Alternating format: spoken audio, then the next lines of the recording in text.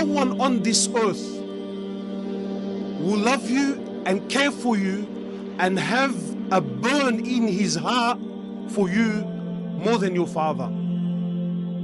Again, don't come to me later with exceptions, and there's always exceptions. There's always, Ya Latif, very bad fathers, but I'm speaking general. And it's important that you know that your father is the most valuable person in your life.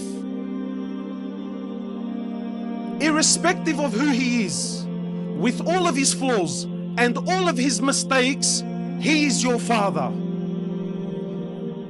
And I don't know what else to say.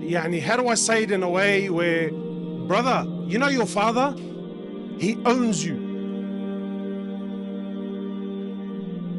And some brothers, sometimes they come to me and they mention, and it's like, I try to be nice to them because I don't want to break their hearts. But really, in my message today, I feel like I can't afford to tippy-toe because I don't want the message to be distorted in any way, Let me tell you, as they say in Lebanese, brother, let me shoot you straight. Your father, he owns you. You know what he owns you means? He owns you. He owns your clothes. He owns your shoes. He owns your money. Your money? If your father, if, I'm not encouraging fathers, I'm just giving you, if your father took every single dollar you own, you have nothing in front of Allah. You have nothing in the Islamic courtroom. You have nothing because he owns you. He owns your wealth. He owns your clothes. He owns everything about you. He owns you. That's your dad. And don't ever think in your life that any man on this earth will ever love you and care for you and want goodness for you more than your father. Impossible. I'll challenge anyone.